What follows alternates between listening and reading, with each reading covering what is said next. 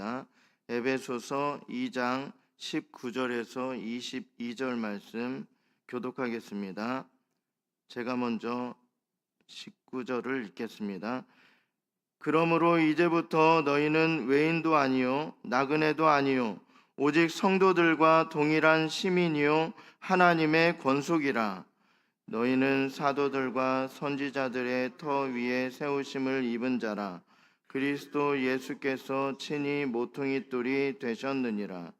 그의 안에서 건물마다 서로 연결하여 주 안에서 성전이 되어가고, 함께 읽겠습니다. 너희도 성령 안에서 하나님이 거하실 처소가 되기 위하여 그리스도 예수 안에서 함께 지어져 가느니라. 아멘. 오늘은 에베소서 2장 말씀으로 말씀 위에 서는 자라는 제목으로 말씀을 나누도록 하겠습니다. 오늘 말씀 중에 20절을 보면요, 두 문장으로, 이 20절이 두 문장으로 되어짐을 알 수 있습니다. 너희는 사도들과 선지자들의 터 위에 세우심을 입은 자라.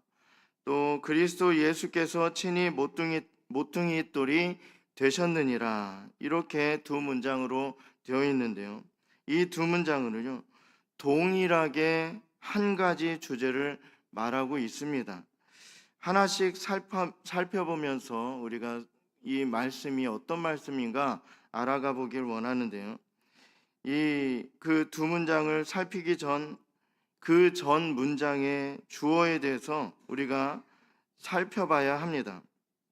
20절의 주어는요, 너희 이렇게 말하고 있는데요, 구체적으로 말해서 너희라는 말은요, 하나님 나라의 시민, 너희는 하나님 나라의 시민이다, 또 하나님의 권속이다, 이렇게 말씀하고 있는 것입니다. 이전에는 허물과 죄로 죽었던 우리들은 예수님을 만나기 전에, 또 하나님의 은혜를 입기 전에 우리는 어떤 존재인가 그것을 알아야 되는데요, 이전에는 허물과 죄로 죽었던 자들이지만 십자가의 구속으로 말미암아 아버지께 나아감을 얻게 된 자들이다 라는 사실입니다. 오늘 우리가 살펴볼 본문에 해당하는 자들이 바로 이와 같은 자들입니다. 우리는 하나님의 자녀임을 확신해야 할 줄로 믿습니다. 하나님께 선택받아 이 자리에 있고, 또 하나님의 예정하심으로 여기에서 예배하고 있다. 우리가 그냥 아무것도 아닌데도 불구하고 그냥 새벽 기도에 나오고 싶어서 나오고, 또 그 공예배 계속 출석하고 싶어서 출석하고, 이런 것이 아니라 우리에게 이런 하나님의 자녀됨, 그리고 이것이 하나님께서 우리를 그 수많은 사람들 중에 선택하셨다, 그리고 영원 전부터 예정되어 있다라는 사실, 이 사실이 그 하나님께서 은혜로 그렇게 우리에게 이러한 은혜로 주어졌다라는 거예요. 그렇기 때문에 우리가 하나님을 예배하는 것입니다. 우리는 하나님의 은혜를 힘입은 하나님 아버지의 자녀임을 믿어야 합니다. 이제 이 두 문장을 조금 더 살펴보려 하는데요, 첫 번째와 두 번째 문장 모두 건축과 관련된 표현으로 말하고 있음을 알 수 있습니다. 터 위에 세우셨다, 또 모퉁이 돌이라는 그런 단어가 나와요. 터라는 것은요, 모든 공사에 있어 중요한 요소입니다. 또한 공사의 기간도 가장 긴 것으로 알고 있습니다. 그만큼 터라는 것은요, 건물에 있어서 핵심이에요. 이 터를 잘못 닦으면 그 위에 높은 건물을 세울 수 없을 뿐만 아니라 건물을 세우면 금방 무너져요. 터를 잘못 닦으면 아무리 아름다운 건물이라도 쉽게 무너진다라는 것입니다. 성경에도 모래 위에 지은 집과 반석 위에 지은 집을 비교하는 본문이 있습니다. 이렇듯 건물에 있어서 터는 상당히 중요한 부분입니다. 모퉁이 돌 역시 건물의 중요한 부분을 말하는 것인데요. 벽과 벽이 만나는 중심점에 놓인 그 돌을 말하는데, 이 모퉁이 돌로 건물이 세워질 뿐만 아니라 외형이 결정이 됩니다. 어찌됐든 터와 모퉁이 돌은 건물에 있어서 상당히 중요한 부분임을 알 수 있습니다. 첫 번째 문장에서 사도들과 선지자들의 터 이렇게 말씀하고 있어요. 신약 시대에 하나님의 말씀을 맡아 전했던 자들이 사도들입니다. 하나님의 말씀을 전하기 위해서 그들을 택하여서 하나님의 말씀을 그대로 그 사람의 생각을 더하는 것이 아니라, 그리고 받았던 그 말씀을 빼고 사람들에게 전하는 것이 아니라 그대로 하나님의 말씀을 들은 그대로 전하는 자라는 것입니다. 사도와 선지자 모두 하나님의 말씀을 전했던 자들입니다. 그러므로 첫 번째 문장은요, 다음과 같이 해석될 수 있습니다. 성도는 말씀이라는 터 위에 세우심을 입은 자다라는 것입니다. 하나님의 말씀만이 성도를 세울 수 있습니다.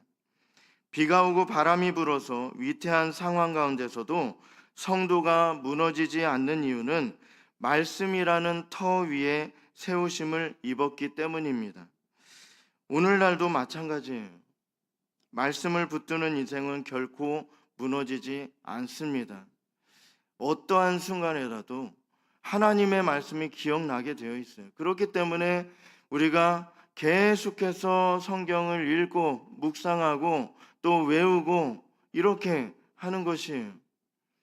우리가 곤란한 처지, 그 말씀이, 읽었던 말씀, 외웠던 말씀이 그 상황에 아주 알맞은 말씀이 생각나게 되어 있어요. 그래서 그 상황을 극복할 수 있게 되는 것입니다. 우리가 말씀으로, 하나님의 말씀으로 인하여서 우리가 힘을 입고 그 상황을 이겨낼 수 있는 것이에요.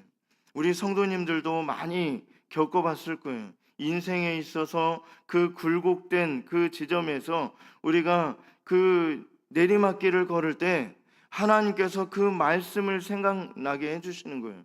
그래서 다시금 일어날 힘을 얻고 또 그것을 극복하고 다시금 믿음 위에 서게 되는 것입니다. 시련과 고난을 통해 참과 거짓이 드러나게 되는 거예요. 그 사람이 정말 그 믿음이 진실인가, 정말 그 평소에는 믿음 있게 보이는 사람들이 있잖아요. 그런데 그 시련을 겪게 될 때 그 사람의 믿음이 참인지 거짓인지 그것이 드러나게 되어 있어요. 그것을 극복 못합니다. 어떠한 그 거짓 믿음을 가지고 있는 자는 그것을 극복하지 못해요. 진짜 성도는요, 말씀을 붙들고 살기 때문에 고난으로 넘어지지 않습니다. 두 번째 문장을 살펴보기 원하는데요. 두 번째 문장은 첫 번째 문장과 상당히 유사한 부분을 말하고 있어요. 첫 번째 문장에 비해서 더욱 구체적으로 말해주고 있다라는 거예요. 그리스도 예수께서 친히 모퉁이 돌이 되셨다. 이 두 번째 문장의 주어 역시 첫 번째 문장과 동일하게 하나님의 자녀를 가리키고 있다라는 것입니다. 건물의 벽을 지탱하는 중요한 돌을 예수님으로 묘사한 것은 우리 인생의 핵심에 예수님께서 계셔야 된다라는 거예요. 우리 속에 예수님께서 계셔야 돼요. 다른 어떤 것, 예수님이 두 번째고 다른 것 여러 가지가 있잖아요. 세상에 그 썩어 없어질, 어제 또 전 시간에 말씀드렸던 것처럼 이 모든 것이 풀처럼 그냥 그 마르고 시들고 없어지는 거예요. 그러한 것들을 붙들고 삽니다. 세상 사람들은 그러한 것들을 붙들고 살아요. 다 썩어 없어질 것. 그런데 우리가 성도라면, 하나님의 그 참된 성도라면 예수님께서 계셔야 돼요. 우리 인생 가운데 예수님께서 계셔야 된다라는 거예요. 건물에 있어 모퉁이 돌이 빠질 때 연약하고 쉽게 무너지게 된 것과 같이 예수 그리스도 없는 성도는 아무것도 아니다라는 것을 가르쳐 주고 있습니다. 또한 모퉁이 돌이 건물의 외형을 결정한다고 했는데 이것은 성도의 고유의 특징을 말하고 있습니다. 예수 그리스도께서 모퉁이 돌이 되셔야만 진정한 성도의 모습이다라는 사실을 알 수 있게 됩니다. 우리 가운데 예수님께서 빠져버리면 삶 가운데 예수 그리스도가 존재하지 않게 된다면 곧 무너지고 헛된 것이다. 이 삶이 모든 것이 사나마는 살 필요가 없다는 거예요. 예수님 없는 인생 우리가 살 필요가 있습니까? 살아갈 이유가 있습니까? 아무것도 없어요. 예수님 없는 삶은요, 더 이상 성도의 삶이 아닙니다. 예수님으로 살지 않는 삶은 성도의 삶이라 말할 수가 없다라는 것입니다. 우린 이 두 개의 문장, 우리는 이 두 개의 문장을 살펴봤어요. 이 두 개의 문장은 하나의 주제와 관련되어 있다라는 것을 알 수 있습니다. 말씀과 그리스도는 동일한 것이, 성경의 주제는 예수 그리스도다라는 사실입니다. 우리가 구약과 신약을 나누잖아요. 이제 오실 그리스도를 나타내는 것이 구약이에요. 이제 오신 예수님을 가리키는 것이 신약이에요. 성도는 말씀의 터 위에 세우심을 입고 예수님으로 말미암아 살아가는 것입니다. 말씀이 중요하고 절대적인 것임을 알아서 우리는 말씀을 계속해서 읽어야만 합니다. 말씀에 대한 주림과 기근과 가람이 없다. 우리 살아가는데 말씀을 하루에 한 번도 읽지 않고 살아가고 있는데 주림이 없다, 갈급함이 없다, 이런 것은 있을 수가 없어요. 성도인데, 하나님의 참된 성도라고 하는데 말씀을 읽지 않았는데 가람이 없어요. 갈급함이 없어요.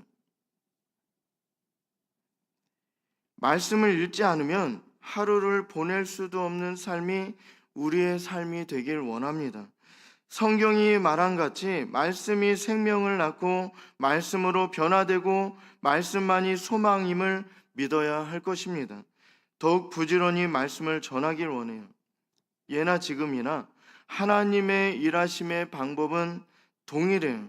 구원 얻는 믿음 역시 말씀으로 되어집니다.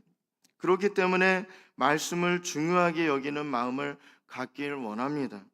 우리에게 말씀이 없다면 말씀이 결핍되고 약화되고 다른 것이 자리한다면 모두 망하게 될 거예요. 이 삶이 자체가 안 되는 거예요. 성도의 삶이 안 된다라는 것입니다. 곧 무너지게 될 것입니다. 말씀이 없는 삶, 그것은 무너지게 되는 거예요. 헤매는 인생, 뱅뱅 겉에만 그냥 도는 거예요. 성도인 줄 알고, 본인이 성도인 줄 알고 겉으로 계속 도는 거예요. 우리는 말씀 위에 굳게 서길 원합니다. 말씀을 중요시하고 말씀을 사랑하며 말씀을 읽고 묵상하는 우리 모두가 되길 원합니다. 예수님께서 우리의 삶의 중심이 되고 또 말씀으로 인하여 은혜로 변화받아 말씀 순종의 열매를 맺고 주님께 영광 돌리는 삶을 살아가기를 간절히 소망합니다.